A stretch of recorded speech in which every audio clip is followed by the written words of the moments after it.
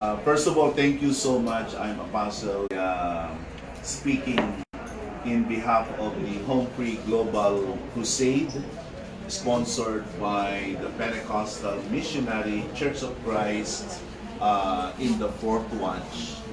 And just to give you a little backstory about this crusade, the Home Free Global Crusade started during the height of the COVID-19 pandemic. And as we all know, it was one of the darkest periods of our recent human history. And I observed that it wasn't only the COVID-19 pandemic, which was viral at that time, but so was hopelessness, anxiety, and all kinds of negative mental conditions. And I believe the Lord impressed in my heart to hold a crusade. It is an event that is standing up against fear. It's an event that stands up against anxieties and desperation. So that's the reason we call it a crusade, because it is a fight, a campaign against negativity. It's a fight, it's a battle against darkness, which up until this time is very much prevalent. Since the start of the Home Free Global Crusade, our God has been using the crusade in order to bring about change in the lives of people, joy, happiness, and salvation. And we've gone through many cities in the Philippines, throughout archipelago, and this is the first time we're doing it here in Iloilo. By the way, you have a very lovely city, not only lovely people, but lovely culture, especially your food. I was at the office of the mayor a while ago, and she told me that Iloilo is the gastronomy capital of the Philippines. And I can't wait to get a taste of your culinary offerings. And our crusade has been on the road for the last 5 years, and this is our first time in Iloilo.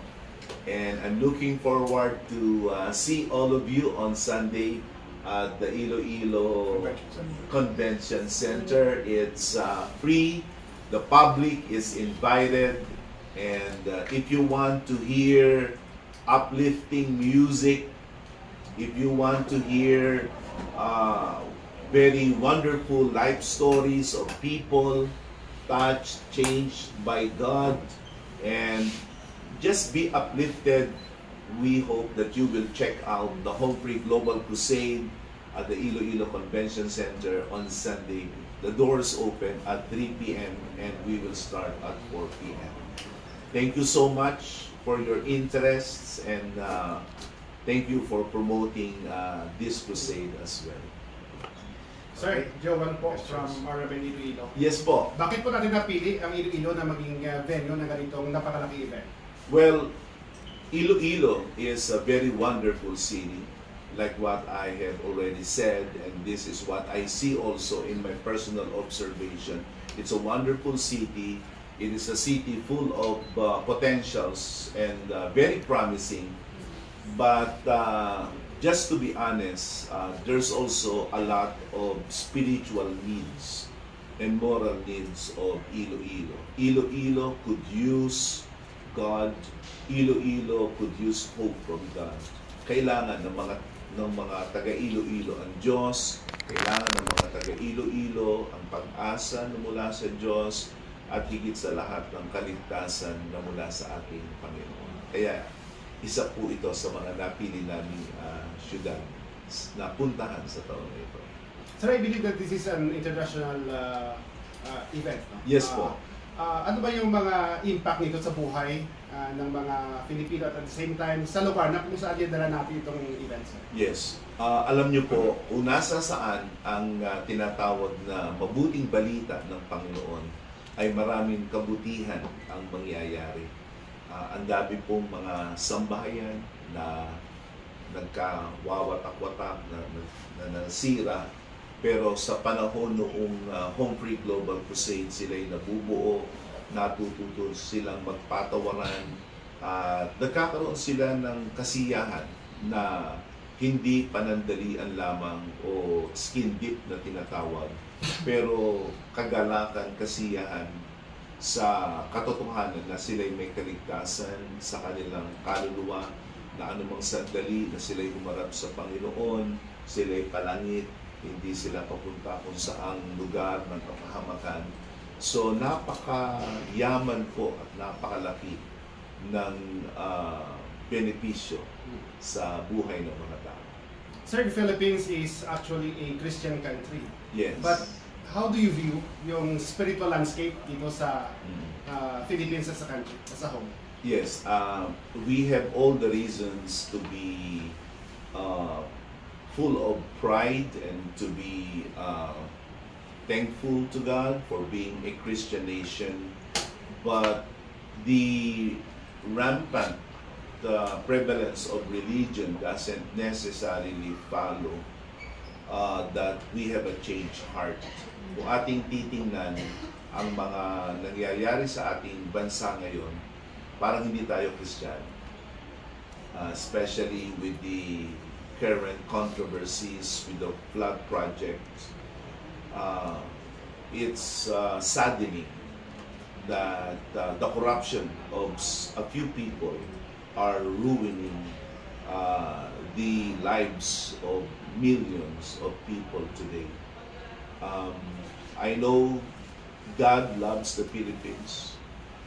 Christ has a plan for the Philippines, and the Philippines need the gospel of the Lord Jesus Christ because we are in a very spiritually troubled situation right now. Sir, good morning. I'm for Good morning the po. Philippine News Agency. Sir, how many participants are we expecting, and then what's going to happen during that event? Sir? Can you Yes. tell us about? We're expecting to have full house on Sunday. I was told that there's about 3,000 to 4,000 seating capacity. So we're expecting to have it filled to capacity. And what the beautiful people of Iloilo can expect from the crusade is it's just going to very uplifting events. Ito'y magiging masaya, good vibes, for lack of a better word, and it is family friendly, and it's a wonderful time to spend your Sunday afternoon. Our music is world class. We're going to hear testimonies, stories of lives who have been directly impacted for good by the gospel of the Lord. And I'm also there's also going to be very energetic dance presentations, and I will be sharing a message about Christ and His love for us. So the participants are all from Iloilo or from other parts of the country as well? Predominantly the residents of Iloilo we're expecting them to come. But this is also an online event po. It's an online event. We're going to have it broadcasted in all of our social media platforms, including our website. And eventually, a big part of the crusade po will be shown on national television, on channel TV5. So that's what we're going to be doing. Thank you, sir. Questions? Yes, Apostle, please share with us more about the theme for this year's tours, Rebirth in Christ, and how is it relevant to us? Yes, well, rebirth seems like very mystical. very abstract, but rebirth is as real as the breeze created by this electric fan. Kasi it was Jesus Christ who first talked about it.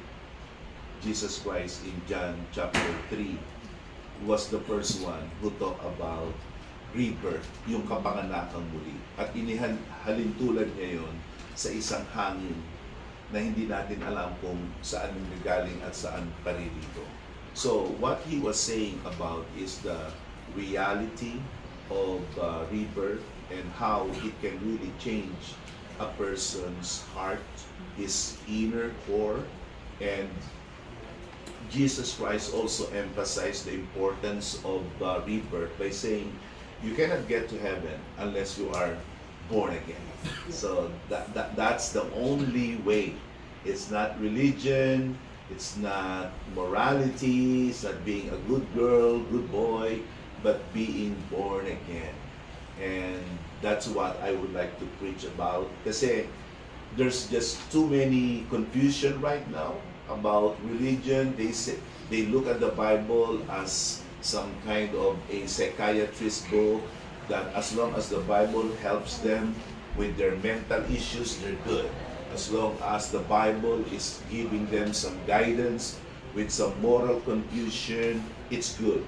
But the Bible is more than just a book that is gonna make you feel good. The Bible talks about these hard realities. And Jesus Christ said, unless you're born again, you won't see heaven. So that's what I would like to preach, and I know that a lot of people today are really looking for something deeper, something more powerful rather than the cosmetic kind, the skin deep kind of religion. Sir, I'm Christine from Hello po.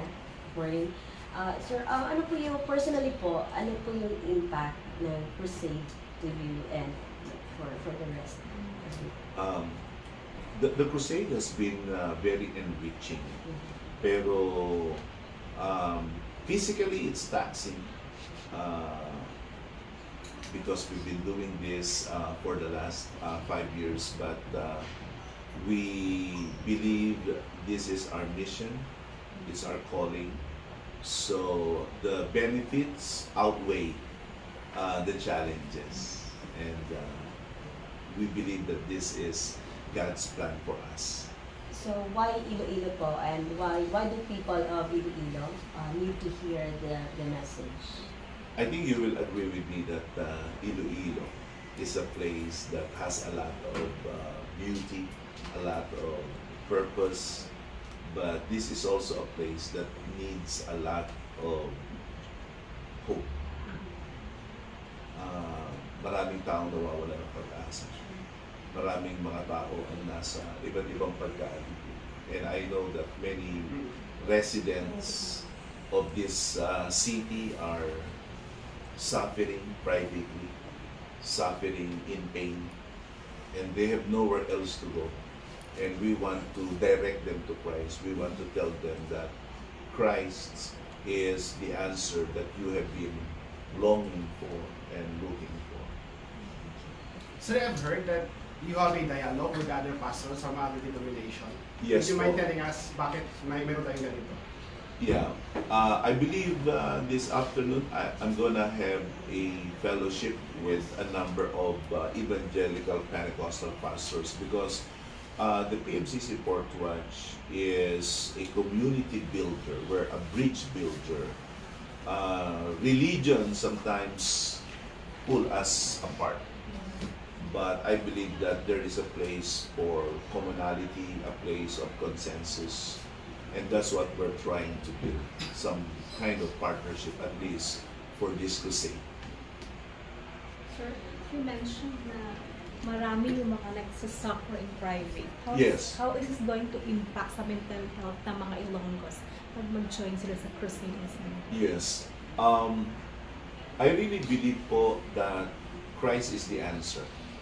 And everything we need to enjoy life on earth, to find purpose, to find meaning, can all be found in Christ. And I just hope and pray that the residents of and the citizens of this wonderful province will give Christ a chance. All they needed to do is one afternoon. That's how many hours, sir? It's going to be about 3 to 4 hours. Yes. So we're going to have some pre-shows to highlight the culture of Iloilo and then the program itself. You will find it very inspiring, very uplifting event.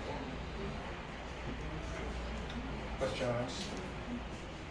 Questions, sir? Siguro sa yung evangelist, yung invitation na lang natin Okay. for Ilocos. Okay. So once again, I would like to invite all of you here in the city of Iloilo for our Home Free Global Crusade on Sunday. Doors open at 3 p.m. Okay, doors open at 1 p.m. and the event itself will be at 3 in the afternoon. So once again, this invitation is open to all of you, beautiful people of Iloilo. Inaanyayahan namin kayo sa Home Free Global Crusade, Rebirth in Christ in Iloilo International Convention. Ang gates will be opening at 1 and then 3 in the afternoon, the crusade will start. Thank you so much. Apostle Jonathan, thank you very much. Salamat po. Welcome. Thank you so Once much. again. God bless. Thank you. Okay.